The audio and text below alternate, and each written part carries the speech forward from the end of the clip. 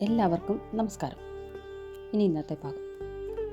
ഭഗവാൻ ശ്രീകൃഷ്ണൻ തുടർന്ന് പറയുന്നു: അല്ലയോ അർജുന, ശരീരത്തിനുള്ളിൽ വസിക്കുന്ന ആത്മാവ് ബാല്യത്തിൽ നിന്ന് യൗവനത്തിലേക്കും പിന്നീട് വാർദ്ധക്യത്തിലേക്കും കടക്കുന്നത് പോലെ മരണശേഷം അത് മറ്റൊരു ശരീരത്തിലേക്ക് പ്രവേശിക്കുന്നു. സമചിത്തതയുള്ള ഒരാൾക്ക് ഈ പരിണാമത്തെപ്പറ്റി സംഭ്രമം ഉണ്ടാവുകയില്ല. ക്ഷണികങ്ങളായ സുഖദുഃഖങ്ങളുടെ വരവും പോക്കും മഞ്ഞുകാലത്തിൻ്റെയും വേനൽക്കാലത്തിൻ്റെയും ഗതിവിഗതികൾ പോലെ താൽക്കാലികങ്ങൾ മാത്രമാണ്. ഇന്ദ്രിയാനുഭൂതികളിൽ നിന്ന് അവയുണ്ടാകുന്നു.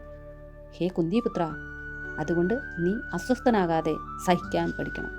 അല്ലയോ പാർത്ഥ, വിരുദ്ധങ്ങളായ വിഷയാനുഭവങ്ങളും സുഖദുഃഖങ്ങളിലും തുല്യത നൽകി സമനില കൈവിടാത്ത ഒരു വ്യക്തി തീർച്ചയായും മോക്ഷപ്രാപ്തിക്ക് അർഹനാണ് എന്ന്.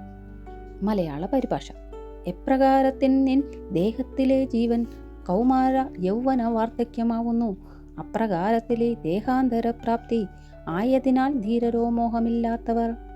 ഹേ കുന്തിപുത്ര, ഈ ഇന്ദ്രിയബോധത്താലുണ്ടായി ശീതോഷ്ണ സുഖദുഃഖബോധങ്ങൾ ആയവയെല്ലാമേ വന്നിടും പോയിടും, ആയതുകൊണ്ടവ നീ സഹിച്ചിടണം.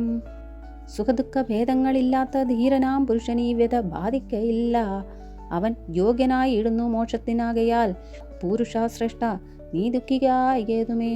സുഖദുഃഖ ഭേദങ്ങളില്ലാത്ത ധീരനാം പുരുഷനീ വ്യത ബാധിക്കയില്ല. അവൻ യോഗ്യനായിടുന്നു മോക്ഷത്തിനാകയാൽ. പുരുഷശ്രേഷ്ഠ, നീ ദുഃഖിയാകേതുമേ.